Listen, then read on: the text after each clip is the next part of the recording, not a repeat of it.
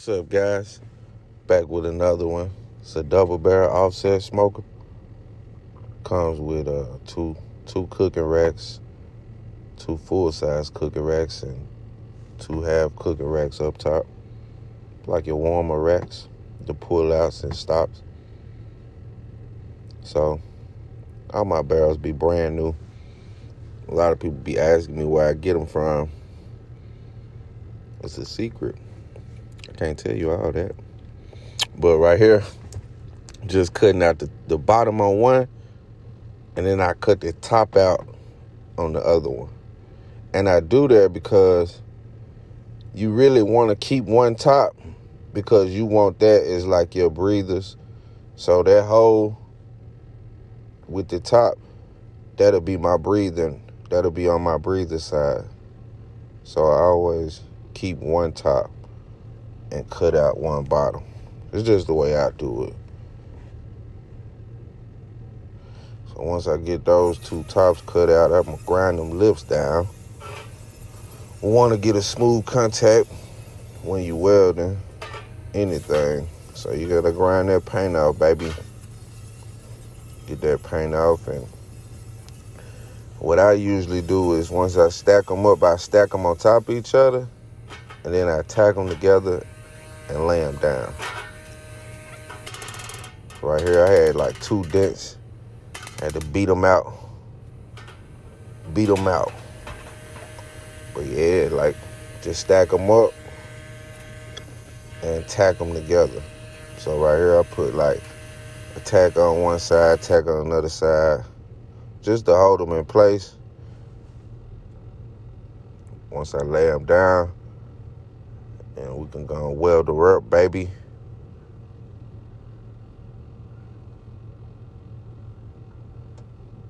I think that was my ground connect came off. Put that back on, get back sturdy. We're gonna run this all the way down.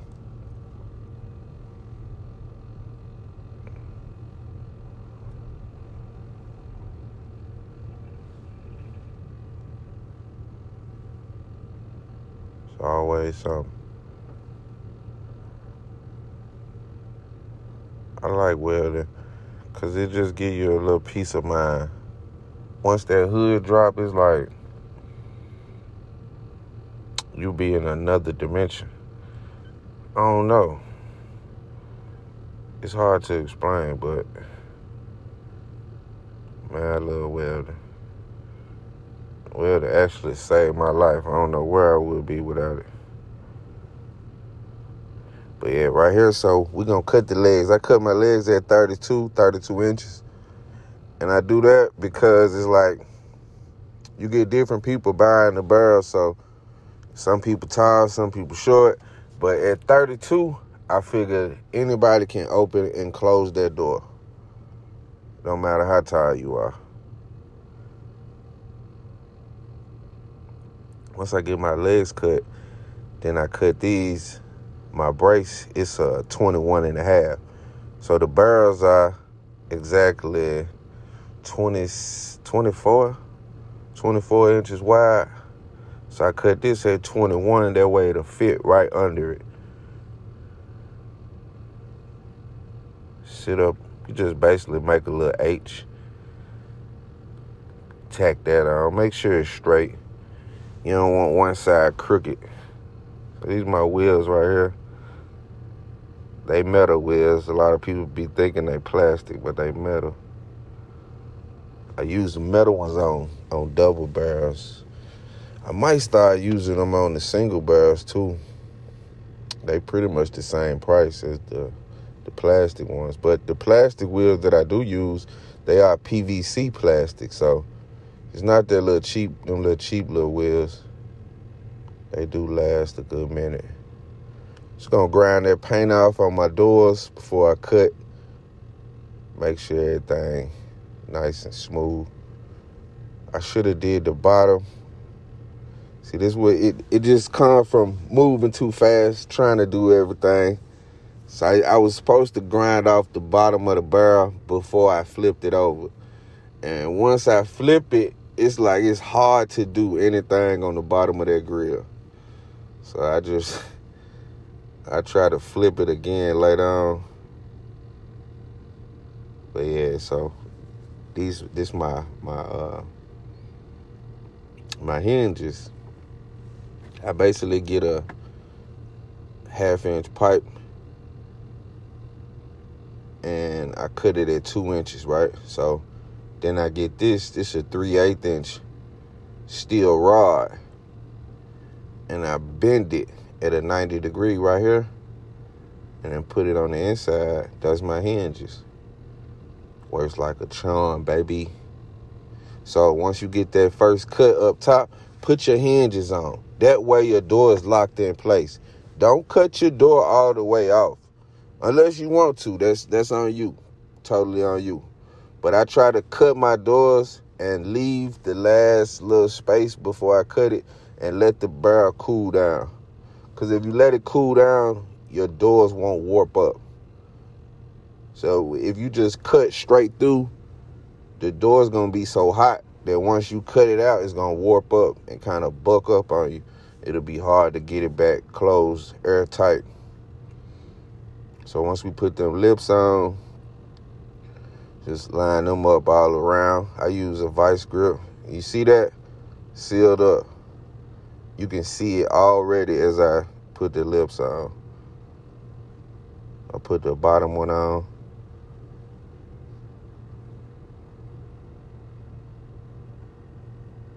I just love making grills. It's like my peace of mind. It's like, if I'm making grills, I ain't really worried about too much. You know? That's why it ain't considered work to me. It's like, I'm finna go make grills. I be so happy. It's like my little getaway.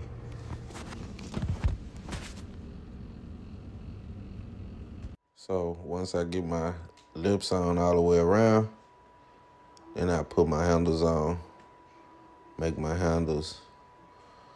I like my lips to kind of sit like 1 inch on and 1 inch off.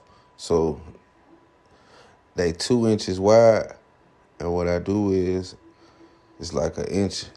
It's like right in the middle, basically. I put it in the middle.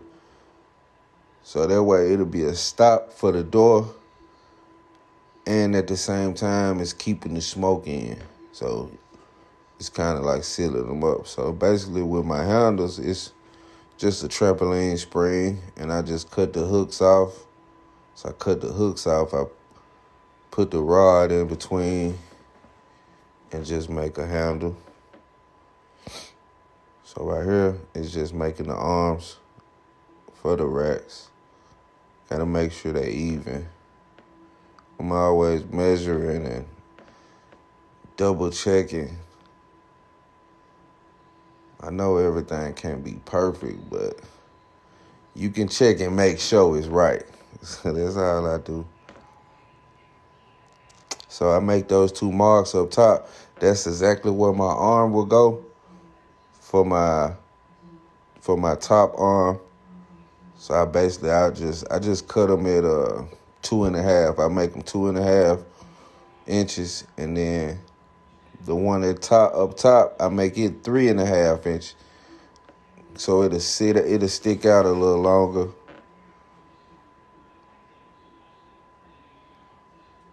So I just kind of tack them in place, try to make sure everything's straight.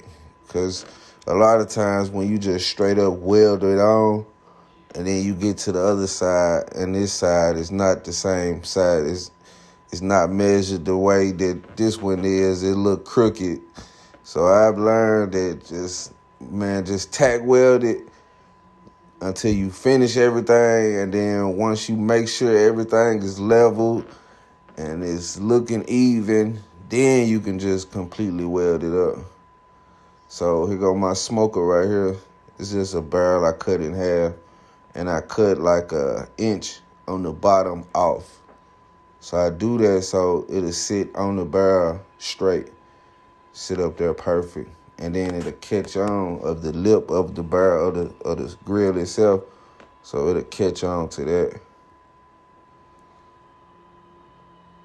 I put my top on, knowing I gotta put 2 plates. So these the 2 plates. I put 2 plates up top and 2 plates on the bottom. That's just so you won't burn off. It won't just give direct heat to the barrel. You know these barrels real thin. So I weld up 2 of those plates up top. It worked good in both ways because the paint don't just burn off from, it's a smoker, so it's constantly holding heat. I had to break out my new wire wheel. I like using new wire wheels because my old ones, I got a bad habit of having wire wheels stuck all in my shirt, in my pants. So if that wire wheel get too old, I'm going to throw it away. Because if I don't throw it away, I'm going to end up using it if I see it. So I just throw them away and just open a new one. So right here, I just do this the same way I cut my door on the grill. Make one solid cut on the side, then I put my hinges on, and I completely cut the rest of the door off. And I do that so your door, it basically it stay on track. Basically, that's it. Because it's like if you cut the door out and then put the hinges on, it's kind of hard to get the door back lined up, Just a little slick little tip and trick that I learned. I really taught myself that,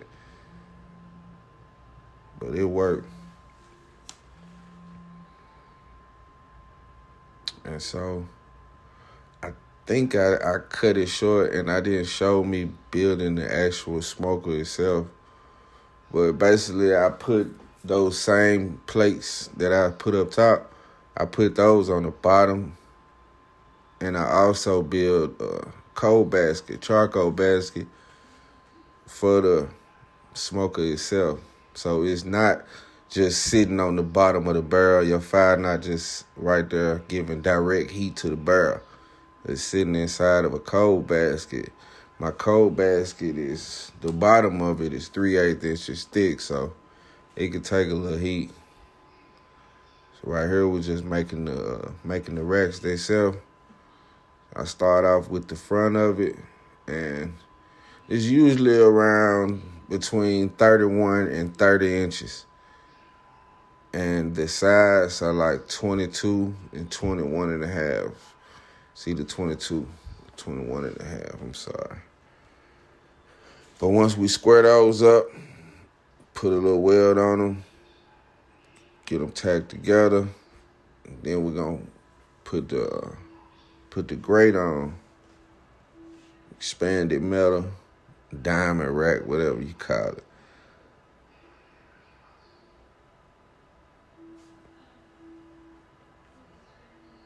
So there's the table. I make my table 10 inches because most pans and trays that you bring out to put your food on from barbecuing is usually about 10 to 15 inches. So I figure that if your table is 10 inches long, it can pretty much hold whatever pan you bring out. You don't got to worry about your food dropping over because your table too small. But I have had a lot of people request a longer table, so even though I do them at 15. So I had already pre-cut these, but I forgot to record that part.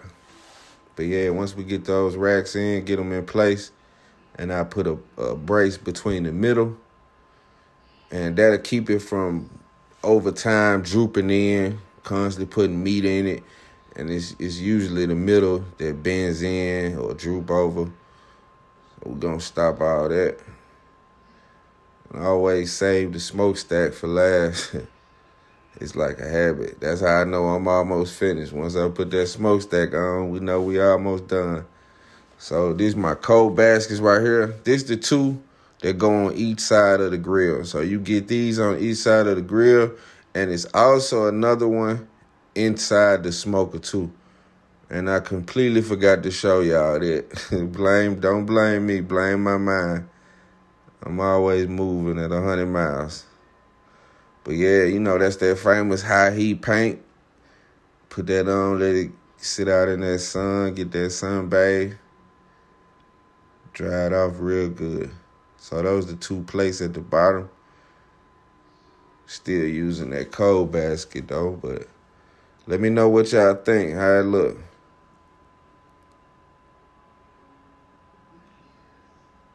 Y'all like and subscribe.